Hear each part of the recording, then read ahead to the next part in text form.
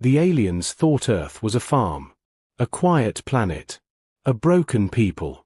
Then the oceans began to glow, 12 perfect circles of light, like giant eyes opening under the waves. And every alien officer watching from orbit felt the same cold fear. Earth had been hiding something. A world under a boot. 30 years after the Dominion won, Earth looked calm from space. Cities worked. Mines ran. Tribute ships rose on schedule. The Dominion loved schedules. They called humans useful animals, smart enough to build, too soft to rebel. On the Dominion inspection station Grey Crown, Overseer Varric Sorn drank spiced vapor tea and read reports. His 4 eyes moved in slow, lazy lines across a hologram. Production stable, the system said. Compliance stable. That word, compliance, made him comfortable. Down on Earth, Mara Quill pretended to be a tribute engineer. She wore the Dominion's work badge, smiled when drones passed, and bowed at the right moments. Her hands were stained with grease and metal dust. But beneath her factory, hidden behind a wall that looked like solid rock, her real job waited. Mara stepped into an elevator that didn't exist on any Dominion map. It dropped her into the dark, deep, deep below the Atlantic shelf. The air changed. It smelled cleaner. It smelled like home. A metal door opened with no sound. Citadel deep. Inside the hidden base, humans moved like a storm held in a bottle. Technicians ran checks. Pilots walked in silent lines. Screens displayed one phrase over and over in different languages. Prometheus rising. At the center of it all stood Director Elias Rook, tall and calm, with tired eyes that had learned patience the hard way. He wasn't loud. He didn't need to be. His voice carried because everyone here had sacrificed something to hear it. Mara approached him. The Dominion inspection schedule changed, she said. They're sending a full sensor sweep. Not a casual glance. A search. Rook didn't panic. He simply nodded like he had expected the universe to be cruel. Beside him, Captain Shohana Iqbal, fleet spearhead, former astronaut turned resistance commander, leaned over the main tactical display. If they sweep the oceans properly, they'll notice the energy bleed from gate anchors. We can't hide it forever. Rook looked at the screen where Earth rotated slowly, peaceful and unaware. Then we don't hide, he said. Mara swallowed. This was the sentence everyone wanted, and everyone feared. What about readiness? She asked. We're close, but... Rook met her eyes. We've been close for 30 years. The Dominion believes humans are predictable. They think despair makes us simple. But despair taught us engineering. Silence taught us planning. Fear taught us unity. He turned to the communications officer. Signal the pocket space. A human hand hovered over a switch that did not exist in any public record.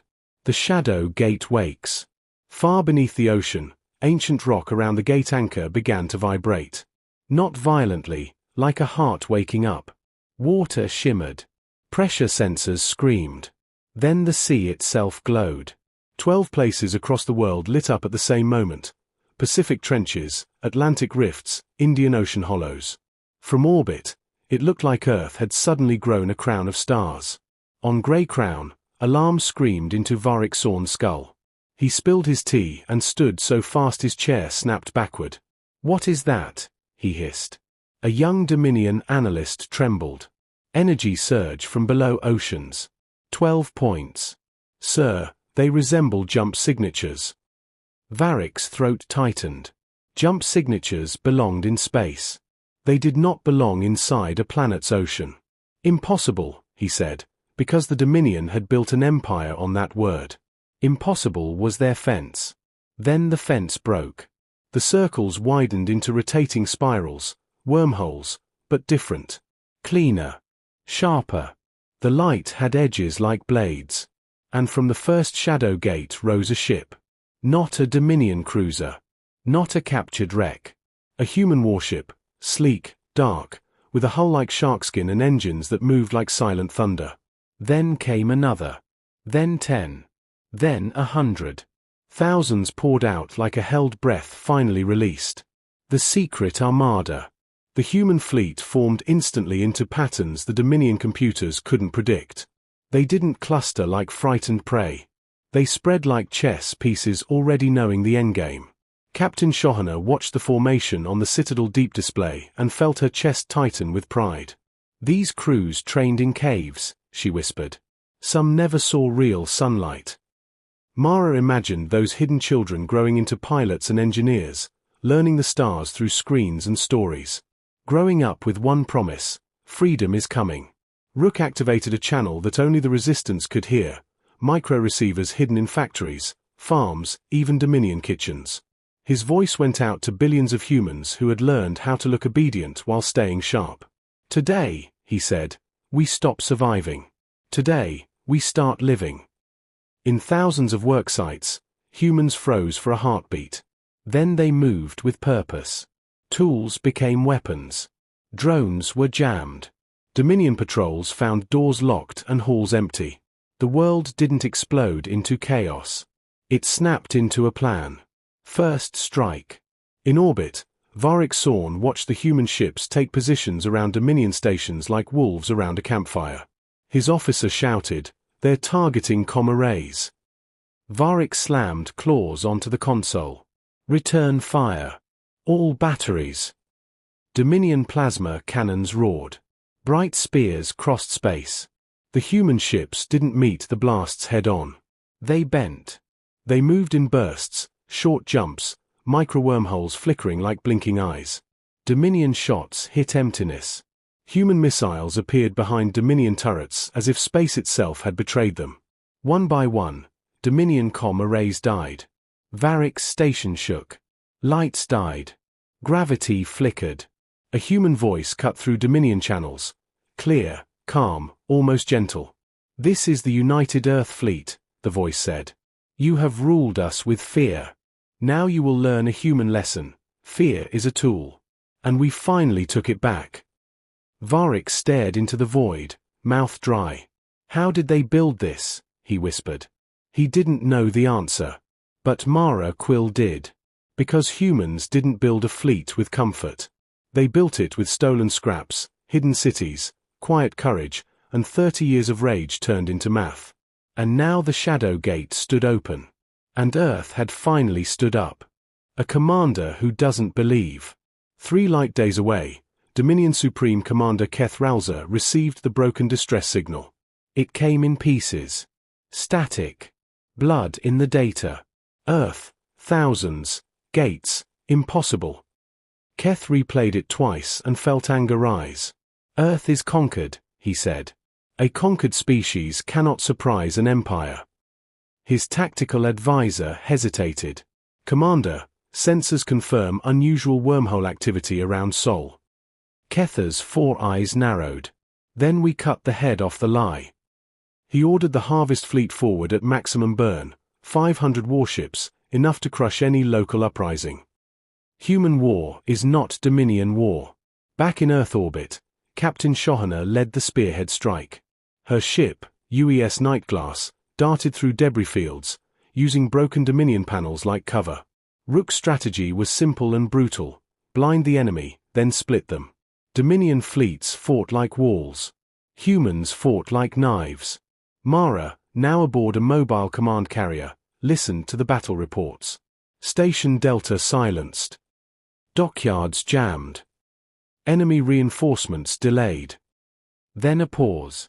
A new voice broke in, tight and urgent.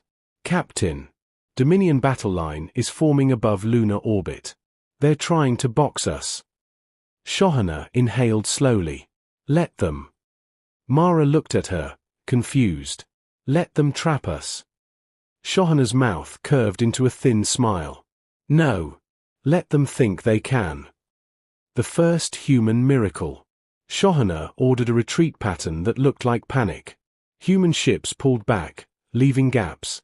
Dominion commanders saw the gaps and surged forward like hungry fish.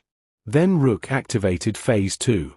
The Shadow Gate did not only open from Earth. It opened from anywhere the anchors could reach. A wormhole blinked into existence behind the Dominion line. Then another. Then 6 more. Human ships poured out behind them, Fresh, unhurt, silent. Dominion formation broke. Their wall suddenly had enemies on both sides. The Dominion did not understand something humans learned young. A strong wall is useless if someone opens a door behind it. A choice in the fire. During the chaos, Mara saw a Dominion escape pod spinning, damaged, leaking air. Inside, a Dominion child officer, barely trained, was trapped. A human gunner scoffed. "Leave it. They never spared us." Mara felt her throat tighten. She remembered burned cities. She remembered screams. Then she remembered something else, what humans promised themselves in the dark. "We don't become them," she said. She ordered a rescue. The gunner stared like she was crazy, but he obeyed. When the Dominion pod was pulled inside, the young Dominion officer looked up at Mara with terror and disbelief. "You saved me," the alien whispered. Mara's voice was quiet. "That's the point." And somewhere deep in the Dominion mind, a crack formed. These humans are not broken animals. They are different. Arrival of the Harvest Fleet. Then the real thunder came. Kethralza's fleet arrived like a moving night, hundreds of massive ships blotting out starlight. He opened a channel. "Humans, you will surrender. You were conquered once. You will be conquered again." Rook responded on open broadcast. "We didn't surrender," Rook said. "We paused. We learned. We built. You mistook patience for weakness." Keth laughed. "Your fleet is small." Shohana whispered to Mara, "He still doesn't see it." Mara frowned. "See what?" Shohana pointed toward Earth, glowing below. "The planet is not the prize," she said. "It's the launcher." Rook's eyes hardened. "Open the shadow gate fully." And the ocean light rose brighter than ever. The pocket beyond reality. The Dominion believed wormholes were roads. Humans treated wormholes like weapons. Inside the shadow gate pocket space, thousands more ships waited, reserve fleets, drone swarms, and something the Dominion could not imagine, a field of disguised anchors spreading outward like seeds. Rook had not built a gate for escape. He built a gate for reach. Kethralza fired first, an overwhelming wave of plasma, trying to erase the human fleet in one burn. Rook didn't dodge. He replaced the battlefield. Human ships jumped through microgates, repositioning in impossible patterns. Dominion plasma tore open empty space. To the Dominion, it looked like humans were teleporting. To humans, it was geometry. A human trap. Shohana led a strike group straight at Ketha's flagship, Crown of Dominion. Keth watched them approach and sneered. "Finally. They come to die." He ordered the flagship cannons to charge. Then Shohana did something no Dominion commander would ever do. She slowed down. She presented herself like a target. Mara's stomach dropped. "Captain, what are you doing?" Shohana's voice stayed steady. "Teaching." At the last second, a shadow gate opened inside the Dominion formation. Small, tight, controlled. A swarm of human drones poured out like angry insects, not to destroy ships, but to attach. They latched onto engines, vents, sensor ridges, communication spines. Keth barked, "Purge them." The drones did not explode. They broadcast. A signal flooded Dominion systems, human-made, built from 30 years of stolen tech and hard lessons. Dominion ships began to misread each other. Friend tags flickered. Targeting lists scrambled. Missiles locked onto the wrong heat signatures. For the first time in centuries, the Dominion shot itself. The human voice. Rook spoke again, calm as stone. "You built an empire by forcing everyone to fight the same way," he said. "You trained the galaxy to fear your shape. But humans don't win by being stronger." He paused. "We win by being weirder." Mara laughed, one sharp breath of joy she didn't know she still had. Shohana's ship darted in and disabled Ketha's main cannon with a precise strike. No massive explosion. Just a clean cut. A human signature. The Dominion doubt. Across the battlefield, the rescued Dominion youth, now safe in human custody, watched the battle in stunned silence. You could destroy them, the young alien said. Why not? Mara looked at the burning sky. Because if we destroy everyone who hurt us, the galaxy becomes a graveyard. She leaned closer. We want a future that isn't built on chains. The alien's voice cracked. My people only understand chains. Mara answered softly, then they're about to learn something new. Not steel, stories. Keth Ralza realized the truth too late. Humans weren't just fighting ships. They were fighting ideas. As battles raged, hidden human transmitters broadcast across nearby systems. Messages slipped into trade networks, pirate channels, even Dominion propaganda feeds. Not threats. Proof. Footage of the secret fleet. Footage of humans rescuing prisoners. Footage of Dominion ships firing on each other due to their own rigid systems. Other conquered worlds watched in silence. Then in whispers. Then in courage.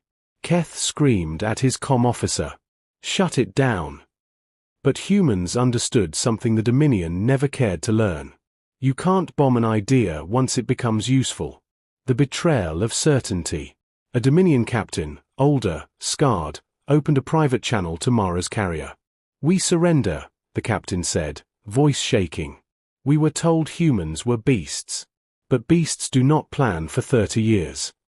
Mara stared at the screen. Why now? The Dominion captain swallowed.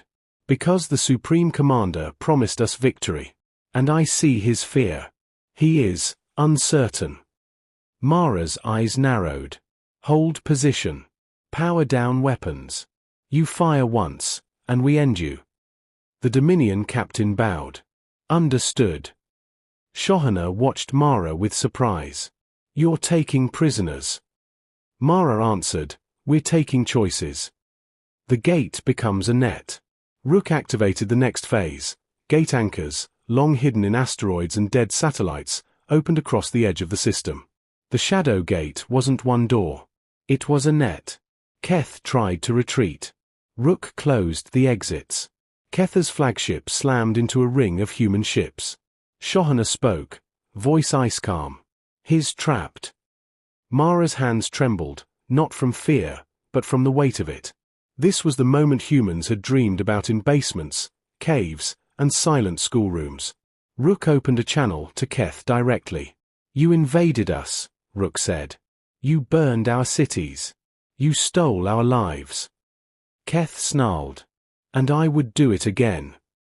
Rook's eyes didn't blink. Then you will lose again, he said. Because you still don't understand what humans do when they have nothing.